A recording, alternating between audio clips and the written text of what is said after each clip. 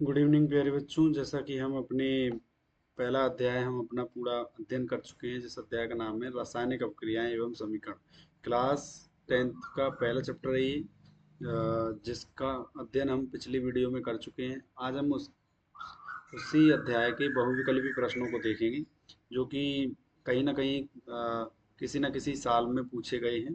तो इसका पहला प्रश्न है हमारे पास कि नीचे दी गई अभिक्रिया के संबंध में कौन सा कथन असत्य है। मतलब कुछ कथन दे रखे हैं, एक अभिक्रिया दी हुई है और उसके विषय उसके साथ साथ हमें कुछ कथन दे रखे हैं, जैसे कि ये लिखा है सीसा अपचयित हो रहा है, कार्बन डाइऑक्साइड उपचयित हो रहा है, कार्बन उपचयित हो रहा है, लेड ऑक्साइड अपचयित हो रहा है।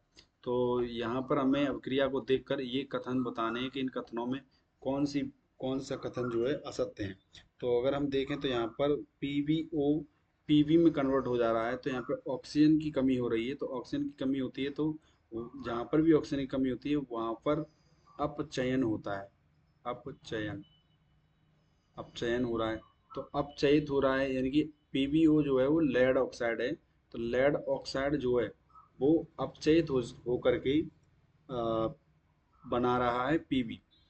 और कार्बन कार्बन के पास ऑक्सीजन नहीं था, तो यहाँ पर कार्बन को ऑक्सीजन मिल जा रहा है। जहाँ पर भी ऑक्सीजन की वृद्धि होती है वहाँ पर उपचयित होता है, मतलब वह पदार्थ उपचयित हो जाता है। और वहाँ पर जो अभिक्रिया होती है वो होती है उपचयन। तो उपचयन हो रहा है, यहाँ पर उपचयन उपचयन हो रहा है। तो अगर हम देखें, अब उपचयन क्या हो रहा है, कार्बन उपचयन हो रहा है, कार्बन का उपचयन हो रहा है, कार्बन का उपचयन। अगर हम देखें इन सभी कथनों को देखें तो कथन नंबर 1 कहता है कि सीसा अपचयित हो रहा है। तो सीसा तो अपचयित नहीं हो रहा है। अपचयित कौन हो रहा है, लेड ऑक्साइड हो रहा है। तो ये गलत बात है, मतलब ये असत्य है। अच्छा, दूसरा ऑप्शन दे रखा है कार्बन डाइऑक्साइड अप उपचयित हो रहा है। तो कार्बन उपचयित हो रहा है, कार्बन उपचयित हो रहा है, ना कि कार्बन डाइऑक्साइड। तो ये भी असत्य बात है। अच्छा, दूसरा तीसरा चेक करते हैं। कार्बन उपचयित हो रहा है, कार्बन जो है उपचयित हो रहा है। तो ये तो मैंने अभी यहाँ पर हमने देखा कि कार्बन उपचयित हो रहा है, तो ये बात सत्य है, मतलब सत्य है। और अच्छा, ये कथन हमारा सत्य है। फिर नेक्स्ट है लेड ऑक्साइड अपचयित हो रहा है। तो अपचयन हो रहा है, तो यानी कि अपचयित हो रहा है। तो लेड ऑक्साइड अपचयित हो रहा है, तो यानी कि ये भी कथन सत्य है। तो ये दो कथन सत्य है हमारे पास, ये दो कथन रॉन्ग है, जो कि ऑप्शन नंबर ए में ही दे रखे हैं। तो इस तरह से हमारा पहला प्रश्न का जो आंसर होगा वो फर्स्ट होगा, फर्स्ट ए और बी। जो ए और बी कथन है वो दोनों ही असत्य हैं। इसके साथ अब हम हमारा पहला प्रश्न हो जाता है कंप्लीट। अगले प्रश्न पर चलते हैं। अगला प्रश्न हमसे कहता है कि Fe2O3 plus Al2 gives out Al2O3 plus 2Fe। यहाँ पे क्या हो रहा है, अब क्रिया को देखें। फिर लिखा है यहाँ पर क्रिया किस प्रकार की। तो अगर हम अब क्रिया को देखें तो यहाँ पर Fe2O3 प्लस में 2Al gives out Al2O3 plus 2Fe।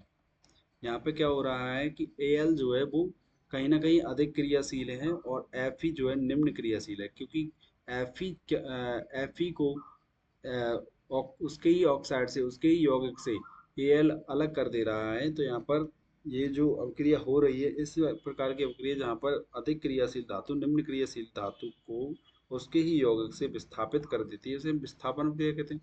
तो इसका जो ऑप्शन होगा वो होगा हमारे पास डी। इसके साथ अब हम चलते हैं अगले प्रश्न पर। ये प्रश्न हो जाता है कंप्लीट। अगला प्रश्न है हमारा तीसरा, कहता है कि लौह चूर्ण पर तनु हाइड्रोक्लोरिक अम्ल डालने से क्या होता है। तनु हाइड्रोक्लोरिक अम्ल अगर हम लोहे पर डालते हैं तो क्या होता है। तो हाइड्रोजन गैस और आयरन क्लोराइड बनता है। हाइड्रोजन गैस निकलती है और आयरन क्लोराइड बनता है। इसकी अवक्रिया भी हम देख लेते हैं। अवक्रिया है इसकी, लौह चूर्ण को कहते हैं Fe। लोहे के साथ हमने अवक्रिया करा दी HCl, और गिब्स आउट हमारे पास मिल जाता है FeCl2 प्लस में H2 गैस। यहाँ पर अगर इसे बैलेंस करें तो 2 का मल्टीप्लाई यहाँ कर देते हैं। तो इस तरह से हमारे पास ये अवक्रिया आती है। यहाँ पे क्या हो रहा है, FeCl2 बन रहा है, मतलब आयरन क्लोराइड बन रहा है। आयरन क्लोराइड का फॉर्मूला है ये। और हाइड्रोजन गैस निकल रही है, तो हाइड्रोजन गैस ये रही। तो हाइड्रोजन गैस निकल रही है। इस प्रकार जो हमारे पास ये तीसरे प्रश्न का ए ऑप्शन जो होगा वो हमारा राइट आंसर होगा। अब अगले प्रश्न पे चलते हैं। फोर्थ क्वेश्चन है हमारे पास कि Fe plus CuSO4 gives out FeSO4 plus Cu किस प्रकार की अभिक्रिया है। यहाँ पर भी क्या हो रहा है कि Fe जो है वो Fe Cu की अपेक्षा अधिक क्रियाशील है, और Cu को उसके ही यौगिक से Fe क्या कर दे रहा है, विस्थापित कर दे रहा है, FeSO4 प्लस में Cu। तो यहाँ पर Fe जो है Cu के यौगिक से ही विस्थापित कर दे रहा है, तो यहाँ पर भी ऐसा होता है, वहाँ पर विस्थापन अभिक्रिया होती है। तो संयोजन, विखंडन और विघटन, विघटन की जगह विस्थापन अभिक्रिया है, तो विस्थापन अभिक्रिया सी विल बी राइट आंसर हो जाएगा हमारा। आगे चलते हैं हम। अगला प्रश्न है हमारा पांचवा कि संतुलित रासायनिक समीकरण में क्या होता है। तो संतुलित रासायनिक समीकरण में परमाणुओं की संख्या समान होती है, ए ऑप्शन। बी ऑप्शन कहता है कि द्रव्यमान संरक्षित रहता है। सी ऑप्शन, नया परमाणु बनते हैं, परमाणु नष्ट हो जाते हैं। ऐसी बात तो हमने कहीं की नहीं। अगर परमाणु नष्ट हो जाएंगे तो फिर द्रव्यमान ही नहीं रहेगा, वो सब क्रिया, ऐसी क्रियाएं वो ही संपन्न ही नहीं हो पाएंगी, क्योंकि वो परमाणु ही नष्ट हो गई। अच्छा, नए परमाणु बनते, नए परमाणु बन जाएंगे तो फिर द्रव्यमान इधर उधर मतलब अनबैलेंस हो जाएगा और परमाणुओं की संख्या असमान होती है। तो ऐसा तो नहीं पढ़ा हमने। हमने पढ़ा है द्रव्यमान संरक्षित रहता है, तो बी ऑप्शन जो है इसका आंसर हो जाएगा। अगले प्रश्न पर चलते हैं हम। सिक्स्थ क्वेश्चन कहता है कि 2AgCl gives out Ag, 2Ag plus में Cl2। तो ये जो अभिक्रिया है, ये हमने किस प्रकार का विघटन अभिक्रिया है ये बताना। तो AgCl gives out Ag, 2Ag plus Cl2। ये जो अभिक्रिया है ये श्वेत श्याम फोटोग्राफी में यूज होती है। जब हमने अध्ययन किया है, पहले चैप्टर का अध्ययन किया है, वहाँ पर हमें पता है कि ये अभिक्रिया जो है श्वेत श्याम फोटोग्राफी में यूज की जाती है। तो ये जो अभिक्रिया है ये हमारा ऊष्मीय विघटन है, वैद्युत विघटन है, या फिर प्रकाशीय अपघटन है। तो इसका आंसर हो जाएगा प्रकाशीय रासायनिक विघटन या अपघटन, वियोजन भी कह सकते हैं। इस तरह से हमारा ये प्रश्न रहा था कंप्लीट। सिक्स के बाद चलते हैं हम सेवेंथ पे। सेवेंथ क्वेश्चन है जो कि बहुत ही इंपॉर्टेंट है। सेवेंथ क्वेश्चन कहता है कि मैग्नीशियम रिबन को वायु में जलाने पर क्या बनता है। मैग्नीशियम रिबन को जब हम वायु में जलाते हैं तो क्या बनता है। तो मैग्नीशियम ऑक्साइड बनता है, सिंपल। ये तो हमारे पास सरल प्रश्न है। तो मैग्नीशियम ऑक्साइड हमारा जो बी ऑप्शन हो जाएगा वो सब हमारा बी ऑप्शन इसका आंसर हो जाएगा। इसकी अवक्रिया कैसे लिखते हैं, Mg+O2 गिव्स आउट MgO। ये हमारे पास बन जाएगा। यहाँ पर अनबैलेंस है तो इसको बैलेंस कर देते हैं, 2 का मल्टीप्लाई यहाँ, 2 का मल्टीप्लाई यहाँ। तो इस तरह से हमारे पास ये अवक्रिया बैलेंस हो गई। और इस अवक्रिया में हमें क्या प्राप्त हो रहा है, MgO। MgO जो होता है वो मैग्नीशियम ऑक्साइड होता है। इस तरह से इस प्रश्न का उत्तर हो जाता है बी। और अगले प्रश्न चलते हैं हम। निम्न में से कौन सी अवक्रिया ऊष्माक्षेपी है। तो ऊष्माक्षेपी वही अवक्रियाएं ऊष्माक्षेपी होती हैं जिनमें ऊष्मा का उत्सर्जन होता है। तो ऊष्माक्षेपी अगर हम देखें कि जल का बाष्पीकरण होना, तो जल का बाष्पीकरण में ऊष्मा नहीं निकलती। आ, फिर देखें हम प्राकृतिक गैस का दहन। तो प्राकृतिक गैस जिसे मीथेन कहते हैं, मीथेन का दहन जो होता है उसमें उसे ऊष्माक्षेपी अभिक्रिया कह सकते हैं, क्योंकि इसमें ऊष्मा उत्पन्न होती है। क्योंकि ऊष्मा उत्पन्न होती है तो इसका ना, ये जो ऑप्शन है सी, यही इसका आंसर हो जाएगा। बर्फ का पिघलना, इसमें भी ऊष्मा नहीं निकलती। अमोनिया क्लोराइड का विलयन, यह भी ऊष्मा प्रोड्यूस नहीं करता। जहां पर भी ऊष्मा निकलती है उसे हम ऊष्माक्षेपी अभिक्रिया कहते हैं। अच्छा, और और जो पिछले उदाहरण थे वो क्या थे, वो सभी ऊष्मा शोषी थे। यहाँ पर ऊष्मा की आवश्यकता पड़ती है। बर्फ का पिघलना, बर्फ जब भी पिघलेगी जब उसमें ऊष्मा जा रही होगी। जल का वाष्पीकरण, वहां पर भी ऊष्मा की आवश्यकता पड़ती है। और अमोनिया क्लोराइड, ये भी ऊष्मा शोषी के उदाहरण है, ऊष्मा छेपी के नहीं। ऊष्मा छेपी का मतलब है जिसमें ऊष्मा उत्पन्न होती है। इस तरह से हमने एट्थ क्वेश्चन अच्छे से समझ लिया। अब हम आगे चलते हैं नौवां प्रश्न। नौवां प्रश्न कहता है CaCO3 gives out CaO plus CO2 किस प्रकार की अभिक्रिया है। तो यहाँ पर एकल अभिकारक टूट करके दो नए उत्पाद बनाता है। तो इस प्रकार की अभिक्रिया को हम विघटन अभिक्रिया कहते हैं, वियोजन अभिक्रिया कहते हैं। वियोजन को विघटन भी कह सकते हैं। तो संयोजन, विस्थापन, द्विविस्थापन, विघटन। तो संयोजन वो होती है जहाँ पर दो अभिकारक मिलकर के, जैसे A+B मिलकर के गिव्स आउट AB बनाते हैं, इसको कहते हैं हम संयोजन। और जहाँ पर AB एक अविकारक है और टूट जाए A प्लस में B में, तो ये जो अभिक्रिया होगी ये होगी हमारे पास वियोजन, वियोजन या विघटन। तो ये संयोजन है हमारी, संयोजन। और ये हमारे पास वियोजन है। और विस्थापन की बात करें तो एक निम्न क्रियाशील धातु को अधिक क्रियाशील धातु क्या कर देती थी, उसके यौगिक से विस्थापित कर देती थी। द्वि विस्थापन की बात करें तो द्वि विस्थापन जो होता है वो जिसमें यौगिक अविकारक में जो यौगिक होते हैं वो अपने आयनों का आदान प्रदान कर लेते हैं, उसे हम द्वि विस्थापन कहते हैं। अब आगे आते हैं हम 10वां प्रश्न है हमारा, Fe प्लस में CuSO4 gives out FeSO4 plus Cu। इस प्रकार का प्रश्न हम पहले भी कर चुके हैं। तो यहाँ पे क्या हो रहा है, विस्थापन हो रहा है, क्योंकि Fe जो है वो Cu को उसके यौगिक से विस्थापित कर दे रहा है, तो इसको विस्थापन अभिक्रिया कहेंगे। जो कि विघटन लिख दिया है यहाँ पर, विखंडन लिख दिया है, विखंडन नहीं, यहाँ पर विस्थापन अभिक्रिया होगा, तो B will be right answer हो जाएगा। आगे हम चलते हैं, अगला प्रश्न है हमारा 11 प्रश्न।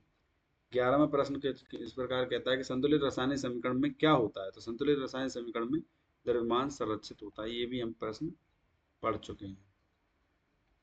आगे प्रश्न चलते हैं 12वां, AgCl किस प्रकार का विघटन है। तो ये भी हम पढ़ चुके हैं, ये है प्रकाशीय रासायनिक विघटन। आगे चलते हैं, अवक्षेप किसे कहते हैं। तो अवक्षेप का मतलब होता है जल में अविलेय पदार्थ को हम अवक्षेप कहते हैं, मतलब जो जल में विलय नहीं हो सकते उन्हें को अवक्षेप का नाम दिया गया है। और इसका उत्तर जो होगा वो हो जाएगा बी। इसके साथ अब हम चलते हैं अगले प्रश्न पर। 14 प्रश्न कहता है कि निम्न में से कौन सा उपचयन का उदाहरण है। उपचयन कहाँ हो रहा है। तो यहाँ पर एक बार और, यहाँ Fe2O3 गिव्स आउट Fe लिखा हुआ है, इस बात को हम ध्यान रखें। तो यहाँ पर CuO उपचयन की बात की जा रही है। उपचयन का मतलब होता है जहाँ पर ऑक्सीजन की वृद्धि हो जाए। तो CuO में से Cu घट जा रहा है, तो यहाँ पर उपचयन नहीं अपचयन हो रहा है। ऐसे ही Fe2O3 में से O घट जा रहा है, तो यहाँ पर भी क्या हो रहा है, उपचयन नहीं अपचयन हो रहा है सर। अच्छा, ZnO में से O जो है रिप्लेस हो जा रहा है, तो यहाँ पर भी क्या हो रहा है, उपचयन नहीं अपचयन हो रहा है। यहाँ पर देखा जाए तो H2 था, ऑक्सीजन बढ़ गई, तो ऑक्सीजन की वृद्धि जहाँ पर भी होती है वहां पर होता है उपचयन। तो उपचयन हो रहा है हमारा बी ऑप्शन में। तो इसका ऑप्शन 14 का जो आंसर हो जाएगा हमारे पास वो बी ऑप्शन हो जाएगा। अब हम अगले प्रश्न पर चलते हैं। इस प्रश्न का जो उत्तर है वो है बी। अगला प्रश्न है हमारे पास, श्वसन किस प्रकार की अभिक्रिया। तो श्वसन जो है वो एक ऊष्मा क्षेपी अभिक्रिया है, क्योंकि इसके दौरान जब हम श्वसन श्वसन हमारे शरीर में अभिक्रिया हो रही होती है, या श्वसन जो है, जब श्वसन अभिक्रिया हो रही होती है उस समय ग्लूकोज का क्या हो रहा होता है, ऑक्सीकरण हो रहा होता है, तो वहां पर ऊर्जा मुक्त होती है।